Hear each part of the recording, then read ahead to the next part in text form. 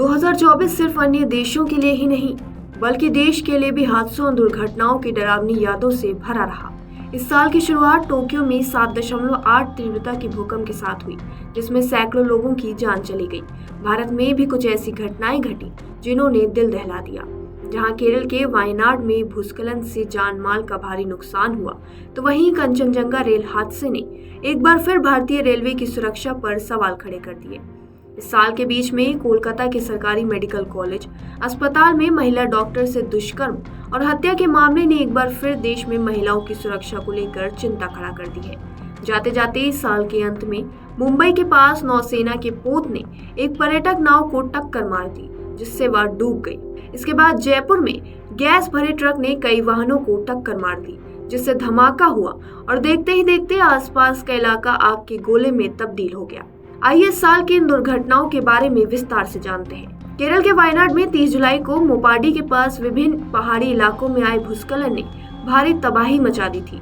इस प्राकृतिक आपदा के कारण 300 से अधिक लोगों की मौत हो गई। राज्य के 3 जिलों के लोगों के लिए जीवन रेखा रही चलियार नदी भूस्खलन के बाद से विनाश का प्रतीक बन गई है। सीएम विजयन ने इसे अकल्पनीय और दर्दनाक आपदा करार दिया है। वहीं पश्चिम बंगाल में दार्जिलिंग के जलपाईगुड़ी के पास भयानक रेल हादसा हुआ, जिसमें 15 लोगों की मौत हो गई। मरने वालों में यात्री ट्रेन का गार्ड और मालगाड़ी का चालक भी शामिल था। हादसे में कंचनजंगा एक्सप्रेस से एक मालगाड़ी भिड़ गई। यह टक्कर इतनी भयानक थी कि इंजन पर बोगियां चढ़ गईं। कई बोगियां पटरी से भी उतर गई थी। घटना की जानकारी पाकर पुलिस भी मौके पर पहुंची और घायलों को अस्पताल ले जाया गया था। इस साल की सबसे बड़ी घटनाओं में हाथरस भगदड़ भी शामिल है। उत्तर प्रदेश के हाथरस में 2 जुलाई को भोले बाबा के सत्संग में भगदड़ मच गई। इसमें करीब 116 लोगों की मौत हो गई थी। मरने वालों में अधिकतर महिलाएं और बच्चे थे। इस घटना को लेकर मुख्यमंत्री योगी आदित्यनाथ ने भी संज्ञान लिया था। इस सत्संग में राजस्थान, मध्य प्रदेश, हरियाणा सहित कई राज्यों के लोग आए थे। भीड़ का अंदाजा इसी से लगाया जा सकता है कि वाहनों की संख्या 3 किलोमीटर तक फैली हुई थी। मुख्यमंत्री योगी आदित्यनाथ ने इस घटना की जांच के लिए विशेष जांच दल का गठन किया था। उन्होंने 3 बार मौके का निरीक्षण किया। हादसे की जांच के लिए 3 सदस्यीय न्यायिक आयोग भी बनाया गया था। अफसरों, आम जनता एवं प्रत्यक्षदर्शियों सहित 125 लोगों का बयान दर्ज किया गया था। फोटोग्राफ, वीडियो फुटेज का भी संज्ञान लिया गया। एसआईटी ने चश्मदीद गवाहों व साक्ष्यों के आधार पर हादसे के लिए आयोजकों को जिम्मेदार ठहराया था। उन्होंने बताया कि आयोजकों ने तथ्यों को छिपाकर कार्यक्रम के आयोजन की अनुमति ली थी। स्थानीय प्रशासन की शर्तों का अनुपालन नहीं किया था। बिना पर्याप्त व्यवस्था तय संख्या से ज्यादा भीड़ आमंत्रित की गई थी। वहीं महाराष्ट्र में मुंबई तट के समीप 18 दिसंबर को नौसेना के एक पोत के एक नौका से टकराने के कारण 13 से ज्यादा लोगों की मौत हो गई। इस दौरान 101 अन्य लोगों को बचा भी लिया गया। हादसे में जीवित बचे लोगों ने बताया कि उनके पास लाइफ जैकेट नहीं था। मामले में नौसेना के नाव चालक के खिलाफ मामला दर्ज किया गया है। प्रारंभिक जांच में पता चला कि बुधवार को मुंबई तट पर नौसेना की नाव से टकराने वाले निजी नौका पर सवार यात्रियों को लाइफ जैकेट नहीं दिया गया था। पुलिस ने मुंबई के साकीनाका निवासी नाथाराम चौधरी की शिकायत पर नौसेना की स्पीड बोट के चालक के खिलाफ प्राथमिकी दर्ज की है। भारतीय नौसेना के एक बयान के मुताबिक दुर्घटना तब हुई जब समुद्र में इंजन परीक्षण के दौरान स्पीड बोट में खराबी के कारण नियंत्रण खो गया और वह नौका से जा टकराई। इस बीच 20 दिसंबर को जयपुर के पास एलपीजी टैंकर को एक ट्रक ने टक्कर मार दी। इस वजह से लगी आग ने 30 से अधिक वाहनों को अपनी चपेट में ले लिया और इस दुर्घटना में 14 लोग जिंदा जल गए। आग ने 30 अन्य लोगों को भी अपनी चपेट में ले लिया।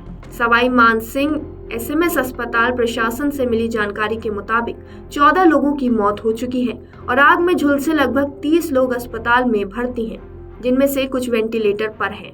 केंद्रीय गृह मंत्री अमित शाह ने हादसे के बारे में मुख्यमंत्री भजनलाल शर्मा से बात कर जानकारी ली है।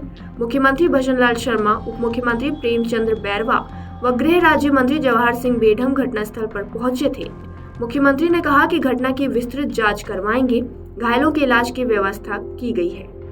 वहीं महाराष्ट्र में मुंबई के घाटकोपर इलाके में 13 मई को एक पेट्रोल पंप पर आंधी तूफान की वजह से 120 फीट का होर्डिंग गिर गया।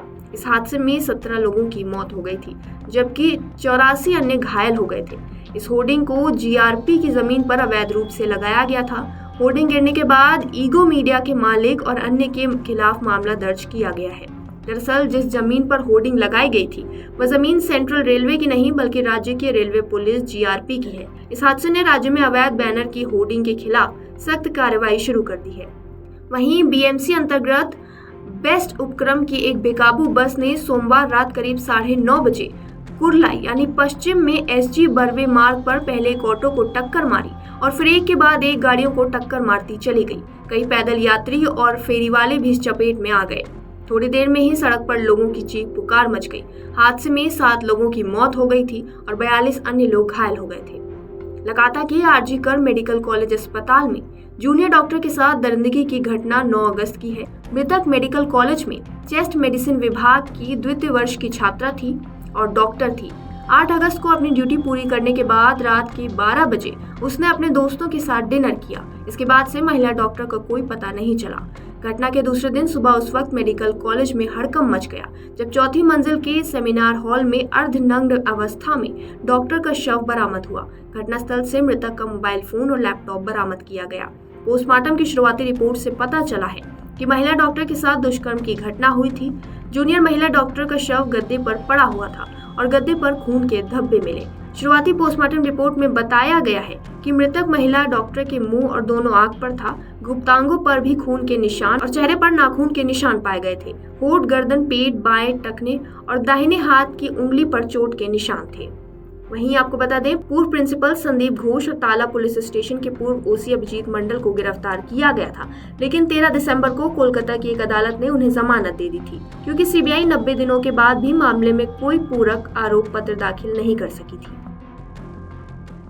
अगर आप ये वीडियो YouTube पर देख रहे हैं तो हमारे चैनल को सब्सक्राइब करें और बेल आइकन को दबाना ना भूलें। अगर आप Facebook पर ये वीडियो देख रहे हैं तो हमारे पेज को लाइक करें।